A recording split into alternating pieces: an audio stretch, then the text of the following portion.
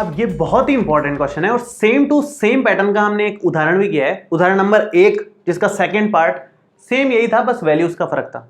शुरू करते हैं। देखो, एक कुटीर उद्योग एक दिन में कुछ बर्तनों का निर्माण करता है। एक विशेष दिन ये देखा गया कि प्रत्येक नग की निर्माण लागत उस दिन के निर्माण किए बर्तनों की संख्या के दुगने से 3 अधिक थी।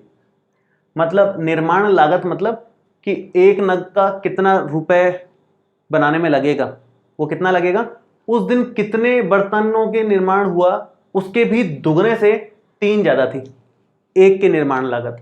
यदि उस दिन की कुल निर्माण लागत 90 रुपए थी तो निर्मित बर्तनों की संख्या और प्रत्येक नग की लागत ज्ञात कीजिए।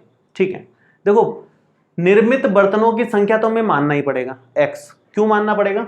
क्योंकि प्रत्येक नग की निर्माण लागत निर्मित किए गए बर्तनों की संख्या पर ही निर्भर है। तो इन दो में से निर्मित बर्तनों की संख्या और प्रत्येक नग की लागत में से इसको आप x मान लो, ये तो उसके अकॉर्डिंग ही निकल जाएगा यहां से। ठीक है, मैं एक बार मानता हूं फिर आगे शुरू करते हैं हम लोग, उससे आपको और क्लियर होगा। तो हल स्टार्ट कर रहे हैं। सबसे पहले तो आप लिखोगे माना निर्मित बर्तनों की संख्या, माना निर्मित बर्तनों की संख्या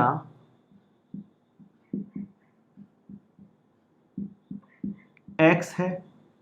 ठीक है, तो प्रत्येक नग की निर्माण लागत कितनी हो जाएगी इससे? अतः प्रत्येक नग की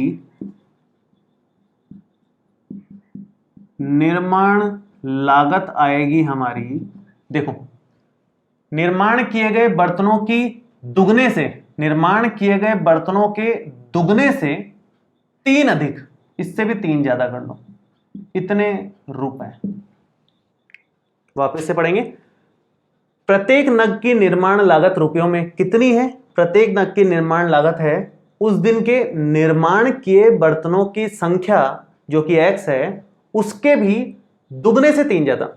तो x के दुगने से 3 ज्यादा कर दिया, ये निर्माण लागत है।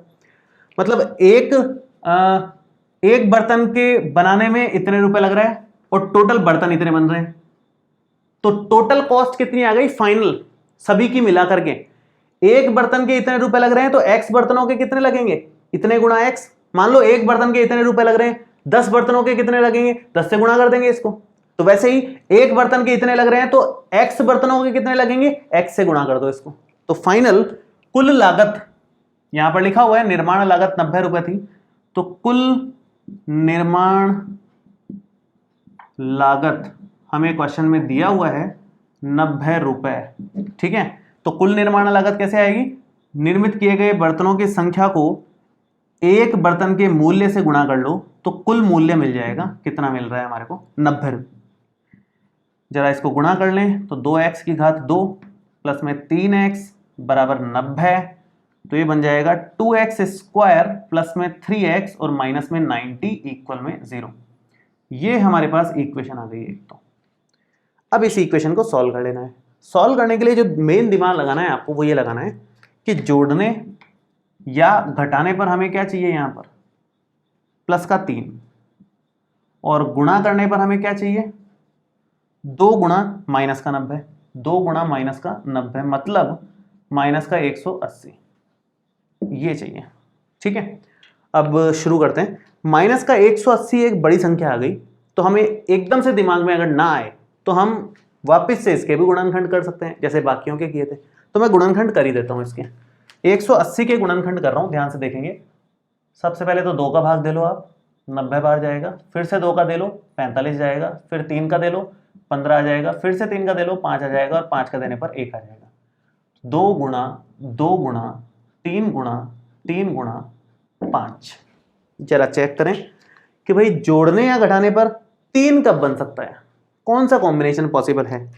एक काम करते हैं, पहले तो इन तीनों को ले लेते हैं, फिर इन 2 को। सबसे आसान यही दिख रहे हैं, लेके देखते हैं। नहीं बनेगा तो कोई और कॉम्बिनेशन लेंगे, मुझे भी अंदाजा नहीं है, मैं भी करके देखूंगा बस आपकी तरह। देखो 2 दूना 4, 4 तिया 12, 3 पंजे 15, 12 और 15 के कॉम्बिनेशन में 3 का गैप दिख रहा है, तो घटाने पर 3 मिल जाएगा।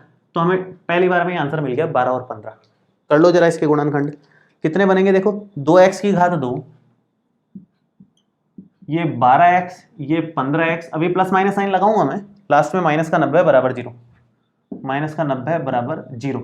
अब देखो प्लस माइनस कैसे लगाना है। प्लस का 3 चाहिए, प्लस का 3 तो बड़ी संख्या प्लस की लेनी पड़ेगी तभी प्लस का आंसर आएगा। ये माइनस का लो, तो 15 में से 12 गए तो हमारे को 3 मिल जाएगा। प्लस का 15x पहले भी लिख सकते थे, माइनस का 12x बाद में भी लिख सकते थे, उससे आंसर पे कोई फर्क नहीं पड़ेगा, सेम आंसर आएगा हमेशा। कॉमन लो, क्या क्या कॉमन आ रहा है, शुरू के 2 में से पहले कॉमन लोगे आप, फिर आखिरी के 2 में से कॉमन लोगे, तो शुरू के 2 में से 2x कॉमन दिख रहा है, यहां पर बचेगा x, माइनस 12 में 2 का भाग दोगे तो 6 बचेगा, x तो हमने बाहर ले लिया। प्लस में इन दोनों में से 15 कॉमन आ रहा है साफ साफ, क्योंकि 15 6 की 90 होता है, तो x माइनस 6 हो जाएगा, भाग देंगे 90 में 15 का तो 6 आ जाएगा। क्या बन रहा है फाइनली, ये बनेगा 2x प्लस में 15 और x माइनस 6 बराबर में 0। तो एक बार तो 2x प्लस में 15 बराबर 0 करोगे और एक x माइनस 6 बराबर 0 करोगे, क्या आंसर आएगा। यहाँ से तो 2x का मान आया माइनस का 15, तो x का मान आएगा माइनस का 15/2, और यहाँ से x का मान आ गया प्लस का 6। कौन सा सही है दोनों में से, क्योंकि आंसर तो एक ही आएगा। निर्मित बर्तनों की संख्या कभी ऋणात्मक तो हो नहीं सकती, तो ये तो आंसर पॉसिबल है नहीं, बर्तनों की संख्या ऋणात्मक नहीं हो सकती। इसका लॉजिक नीचे लिख सकते हो आप ये। तो आंसर क्या है इसका, मतलब इसका 6 है। तो उस दिन कितने बर्तनों का निर्माण हुआ, 6। तो आप लिखोगे कि बर्तनों की संख्या, वो तो आ गई हमारे पास 6, और प्रत्येक नग का मूल्य, ए मतलब एक बर्तन का मूल्य कितना आएगा, 2x प्लस 3, तो 2 गुणा x मतलब 6 प्लस में 3, 6 दूना 12 और 3 15 रुपए एक बर्तन का मूल्य आएगा उसके। निर्माण लागत है, बेचने वाली अलग होगी।